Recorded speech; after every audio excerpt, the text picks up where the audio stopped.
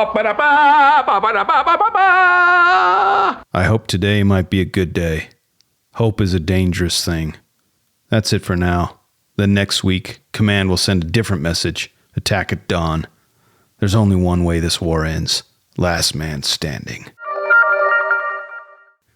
Welcome back to Should You Watch This with the Popcorn Priest, a weekly podcast where movie enthusiasts, ex-movie theater projectionists, new and old friends take the time to talk about a movie that we just watched and answer that very question, should or shouldn't you watch this?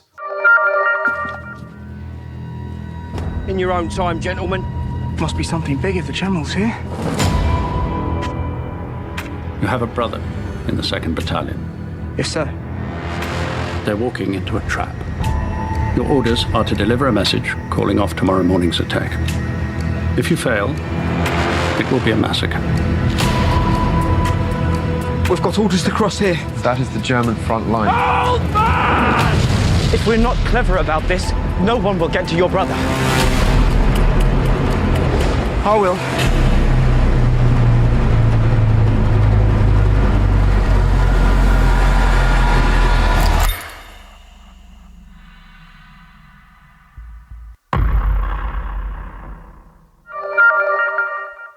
Whew. I purposely saved that trailer for today because it's a little spoilery, I think, in my opinion. So, but since we're in spoiler zone, we can have it. So I wanted the full trailer. I thought it was. I think it's really great, and I just want to welcome back our recurring guest, JJ from last week and from some of our most popular pods, Sicario, Blade Runner 2049, The Edge, to name a few. Welcome back, my man. Thanks for having me back, Popcorn. Is there any housekeeping items that we need to do before we just jump right into trivia? Oh, let's hit it. Let me tell you something, pendejo. All right. So, to be honest, if you listened to last week, there was a lot of gushing about this film, and it deserves every bit of it. So I don't have a ton of trivia. I have a little more. I have some in puzzles, and a little bit in redemption. But I wanted to cherry pick the ones that stood out to me. So the first one I have is 2 collisions that Schofield has with 2 soldiers were unplanned by George McKay. But he continued running in the most pivotal scene at the end, and the one that's seen in the trailer, which I think is kind of a spoiler as well. The rule on set was to keep acting no matter what until director Sam Mendes said cut. And I'm so glad that they kept that in there. It made it so real. Yeah, once again, one of my favorite things of this movie is authenticity, the realness, and these guys, you have these long shots, continuous shots. The longest you brought up was 8.5 minutes. Last week, yeah. You just gotta keep going, right? It's kind of like you're on theater. You're just constantly performing in these long takes. You just go with it, and I'm so glad, like you said, they kept that because it works so good in that scene. Yeah, and you can almost see his face. I mean, obviously, knowing it now and seeing it now, his face. He's tensed up because of the scene, but he's also like, oh crap, I've got to hit my mark. He jumps back up and he's running at full rip. And then he hits another dude and then he gets up again and his face is like, Sam's going to kill me. I gotta get up there. Cause you can tell where he needs to be in frame, but he's a little farther back. And so he runs quickly to get back up to where like his mark needs to be. But it's really great, and it provides the tension of like, I don't care what happens, I've got to get this message to the is it the current what's his rank? Colonel Kinsey. Kinsey, yeah. So yeah, we brought up some colonels in our reviews last week, and he dropped it like it was hot. And so if you want to hear a take from a real colonel, a live colonel, a veteran, listen to last week's episode because he gives a really blessed review of our film of 1917. Here's 2 more trivia points. An extra said, I can't help but laugh at the final shot at the tree About 100 extras used that tree to urinate on as the toilets were so far away. Oh no. We had Oh no. we had no idea that the ending would take place with the main actor sitting under it. Oh geez. It was the piss tree. Oops. Yeah. I do love this movie with the bookends and how it starts with Schofield under the tree and then it ends with him under the trees. I think it's just really well done. Yeah, I was going to bring this up in redemption. I mean, this whole pod is kind of redemption, is things we love about the movie. But since you brought it up, I'm going to bring it up now. I love that too. The bookends of him sitting by the tree and waking up. Did you notice that? I didn't notice this until after I had watched it again and I was going through these trivia points. But Blake, he's also laying down and he dies. He gets killed and his bookend is the same as well. Yeah, it is. That's cool, right? Yeah, once again, just really well done. Yeah, he's laying on his back, face towards the sky, and his eyes are closed. It's like really poignant. So that was my redemption, but I'm glad you brought that up. The last popcorn trivia I have is Tom Holland was in talks for the role of Lance Corporal Blake. He turned it down due to scheduling conflicts. What do you think about that? I'm so glad it worked out the way it did. Yeah, me too. Because like we talked on last week about how Schofield and Blake are these everyman guys. And if Spider-Man's in that role, I'm just like thinking, oh, Spider-Man, I'm thinking about some Spider-Man stuff. And yeah, I'm so glad that they cast these two actors that obviously have done some stuff, but they were unknown to me for the most part. Yeah, I think one of them was in Game of Thrones. I'm not a big Game of Thrones fan. I'm sorry. I'm with you. I'm sorry, everyone. You can tweet me or message me on Instagram about how horrible I am for not being a Game of Thrones fan. But yeah, you're right. Like, he's not a well-known actor. And to me, that it would have taken me out of the story, would have taken me out of the movie, having Spider-Man, swinging around. Yeah. Schofield and Blake too, like, I bought into them. They're old fashioned, right? Yeah, their face. Honorable guys. And like we mentioned, like we ended up caring for both these characters. Yeah, it's weird. Like, isn't that weird? Like, sometimes you look at someone, at the grocery store or whatever, and you're like, that guy looks like he's in the 40s. Like, he should belong in the 40s. Exactly. These guys I bought into, like, they're living in, 1917. Yeah. Did you get any? I know you mentioned last week that you had watched some of the amazing special features in the 4K Blu-ray. Is there any trivia that you want to bring up? That was all I had. Okay. Yeah, I got I think two right here. So okay, the very end scene when Schofield meets Blake's brother, which is such a great scene with the emotion, and he shakes his hand and says he was glad he was with him at the end. Mm-hmm. I guess that was done in one take, and they took that first take, and that's the one we're seeing in the movie. Oh, wow. Which is, I think, an incredible take. That's really cool. And that would be hard to have that as a first take. Sir Mendez saw it, and he's like, we're good. we're good. Oh, my God. I thought that was pretty cool. That is really cool. And I guess, this is some like deep dive trivia, but when they encounter the German soldiers, Schofield does, their name tags are Bomber and Mueller. And I guess those are names from characters on All Quiet on the Western Front, which is probably regarded as right up there as like one of the best World War I movies too. That is really interesting. Right now, that's a new movie on Netflix. It is depiction. I've been wanting to watch it. It's long, so I need to find a nice afternoon night to do it. But I'm excited for it. Yeah, get your diaper on and start watching it. That's how I felt with what was that one with The Irishman? I felt like it came out and I was like, oh, I want to watch this. And I just felt like it was like 9 months before I'm like, okay, I guess I'm going to sit down for 4.5 commitment. hours. It's a commitment. Yeah. I enjoy it, but it's a commitment. Yeah.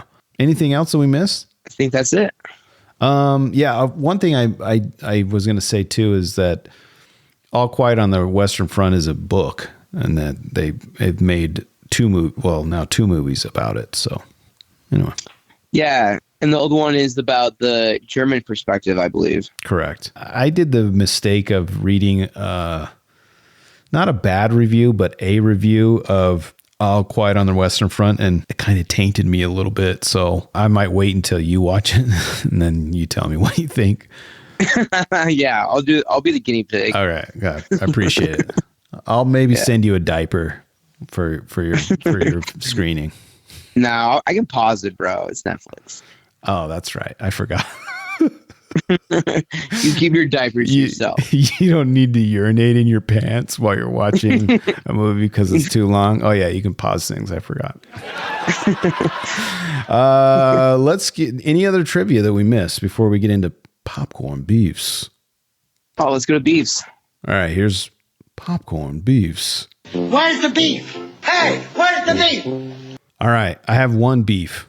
Actually, I have two beefs. My first beef, and I think, I don't know, we've been friends for a long time. You were my roommate for a long time as well, but I think we're going to have the same, one of these are going to be the same beef, I think. But okay, my beef is with Blake. Why didn't he, as soon as he found out that guy was German, why didn't he just shoot that guy? Dude, this is my number one beef. I also have this under popcorn puzzle.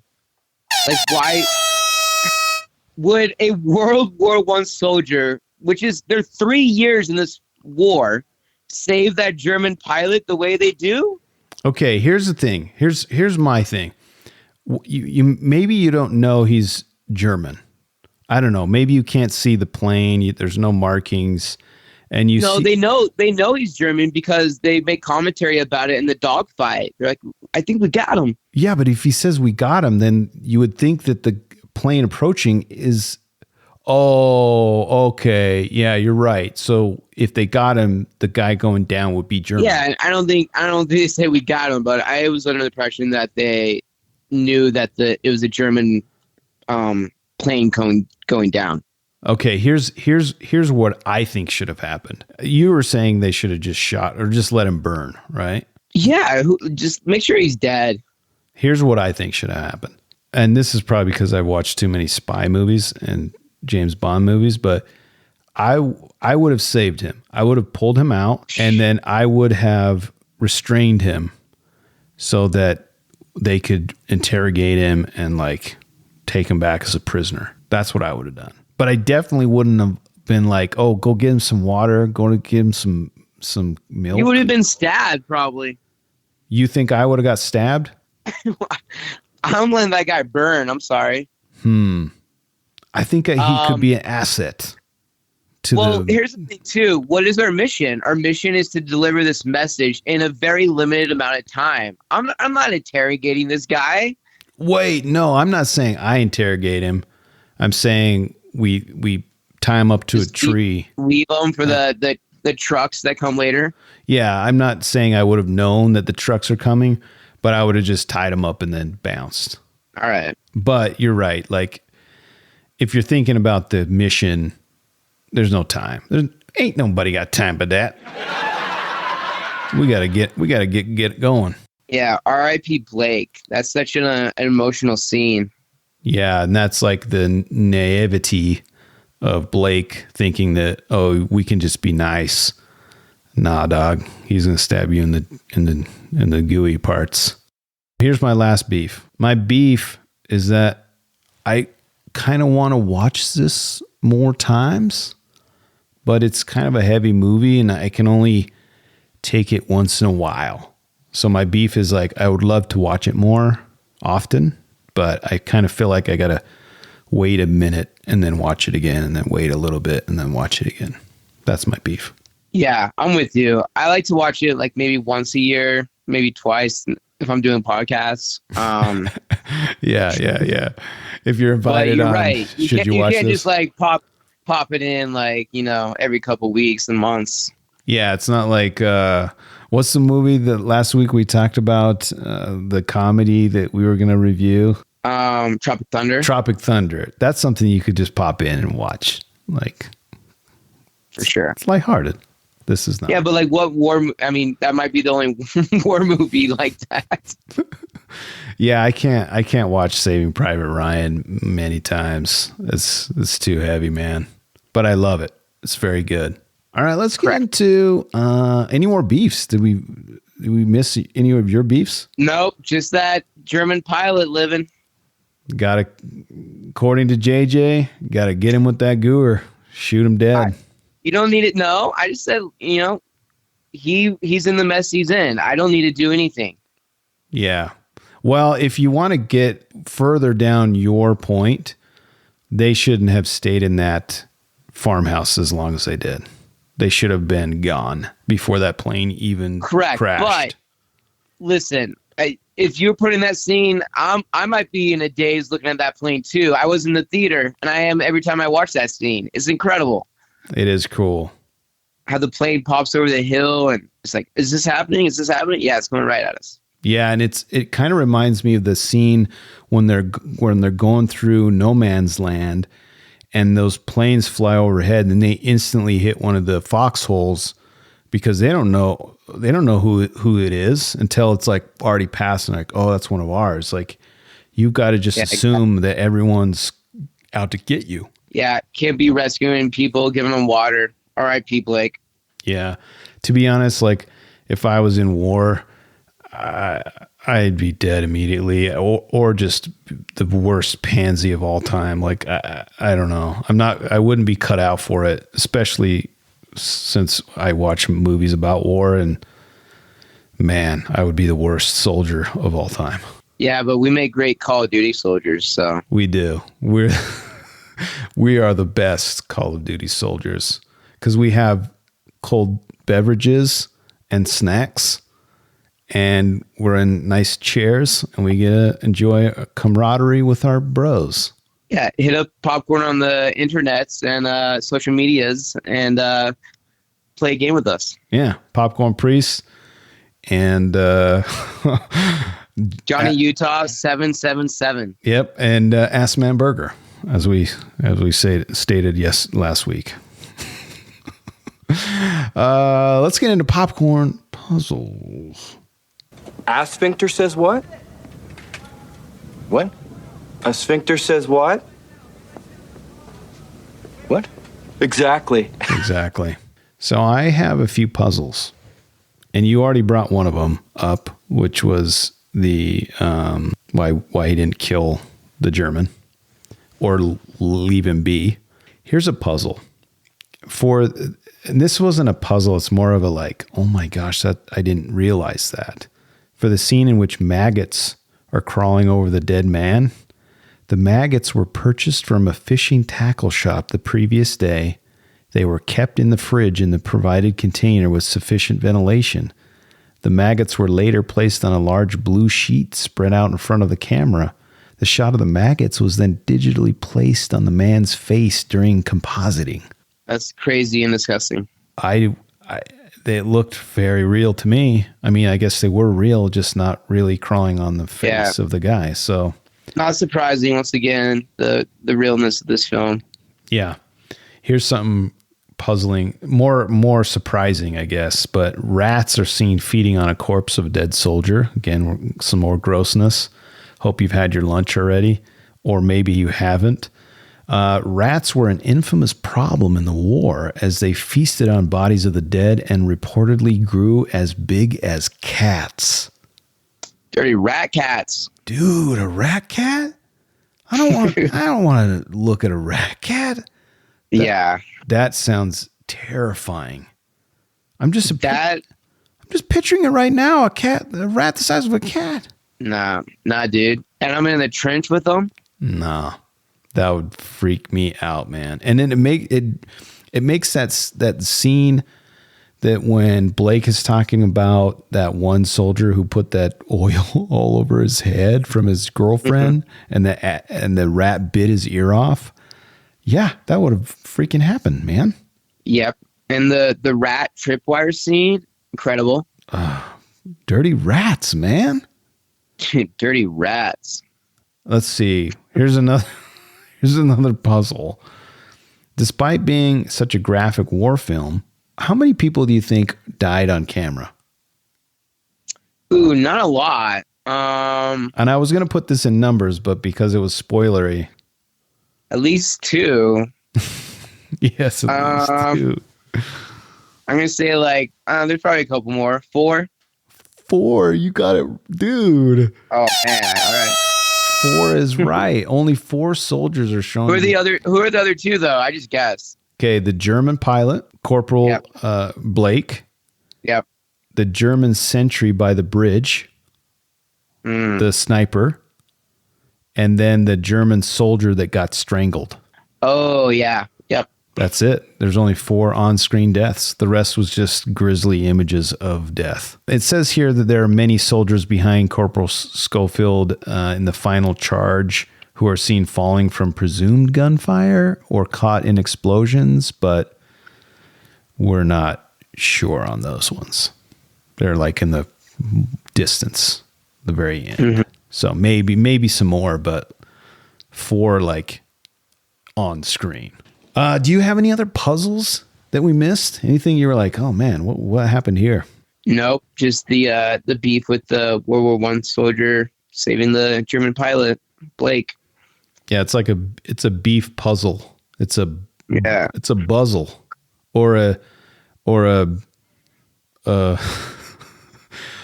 puzzle leaf. It's a peef. It's a peef. That doesn't sound right.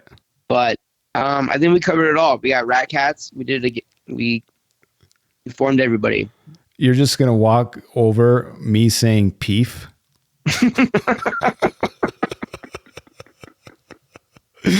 Okay, I see where this is going. Try not to address that. Okay, I just said peef, everyone. I'm gonna say it again one more time. Peef. All right, let's get into Popcorn Redemption. I have exorcised the demons. All right.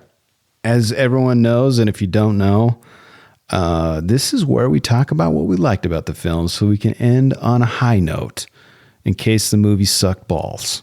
This one did not, but that's why we have this. Do you want to kick it off or do you want me to kick it off? Go ahead. So I'll just remind you, we talked about this earlier in the show, but the fact that those bookend scenes, really love those. I already talked about the flares. Amazing flare. The flare shot was super cool. The fact that they built all the sets in different locations. The set, they built that set where he's crossing the bridge and does the like stunt leap to the other side. And the sniper's there. That's all in Scotland at this like boat yard. It's unbelievable. But those are some of the highlights for me that I enjoyed about the film. And the score. The score has this really, they push this air through this instrument that kind of made these kind of reminiscent of a violin, but not. And it kind of gave you this uneasy feeling. And that really was like, cool. For sure.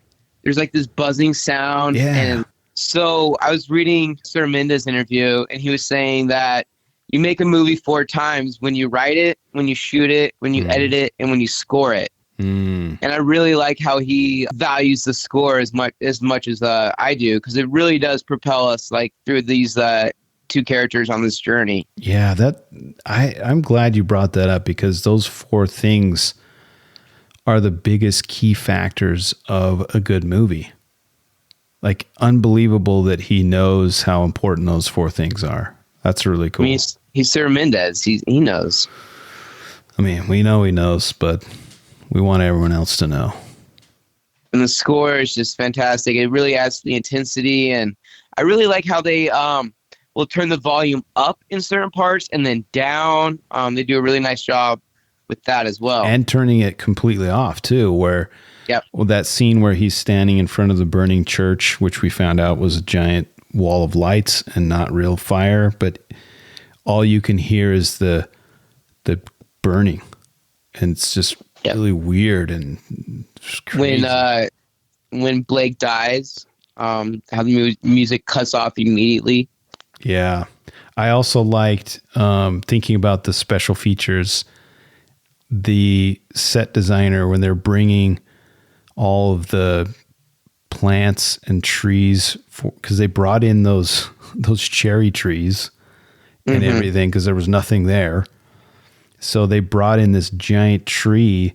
One of the guys noticed that they're like, oh, we might not want to bring this one in because it doesn't look that great. There's a giant split down the middle.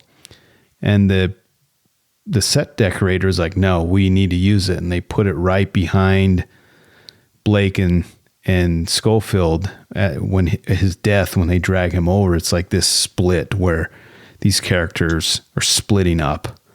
And it's kind of really cool metaphor. Yeah, absolutely. Once again, just shows the meticulous detail that went into this. Yeah, 1,000%. Any other redemption points? I mean, obviously we love this. Yeah, I agree with all your points. The set's my number one, but only one thing I've talked about is just the overall theme of the idea of the movie. It's simple and it's effective.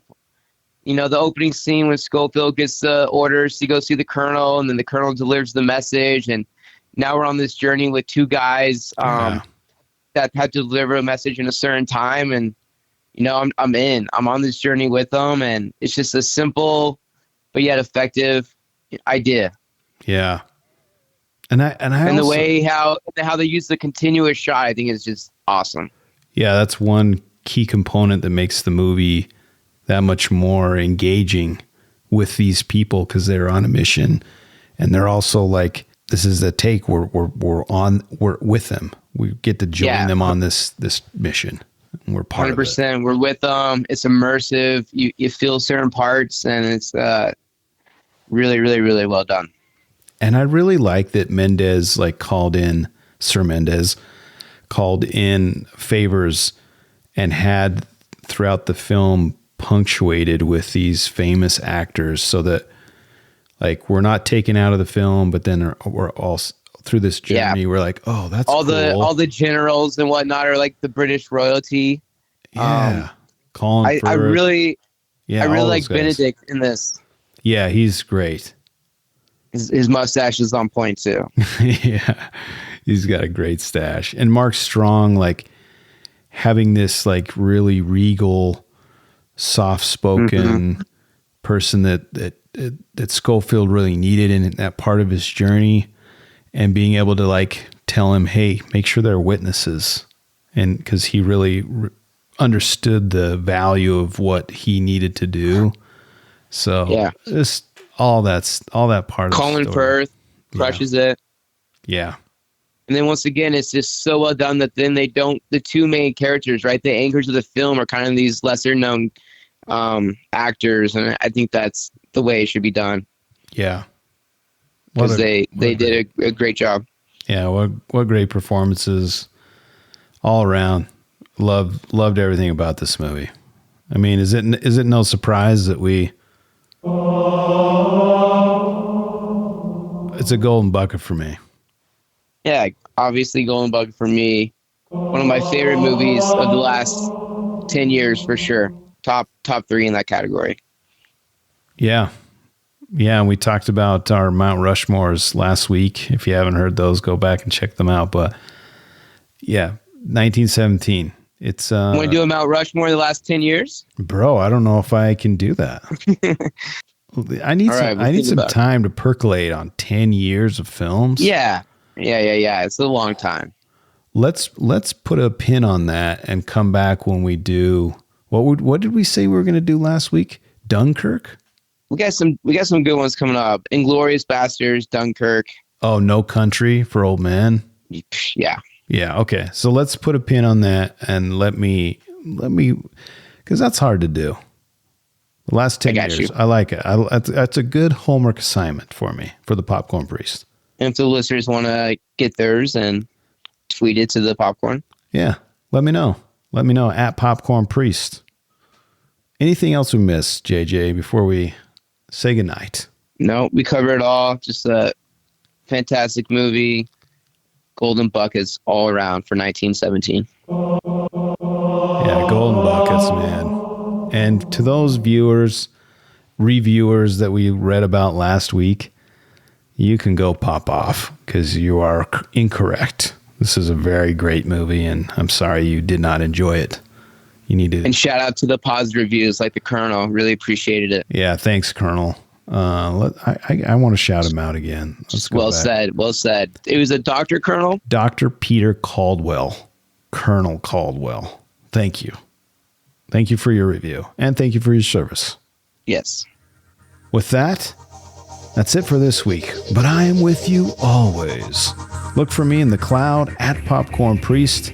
I love movies and would love it if you'd share the love. Share this with the movie lover in your life. Another way to support the show is by throwing a few shekels at the priest by visiting patreon.com/popcorn priest for details and see what extra perks you can enjoy. If you made it this far, go give us a 5-star review on Spotify or Apple Podcast. I command thee. As always, thanks for listening, and thanks to my recurring guest, JJ. Always a pleasure, my man, and hope we have many more. Till next time. Till next time. And remember, when you watch movies, you can pop off, pop in, or pop out, but always bring the popcorn.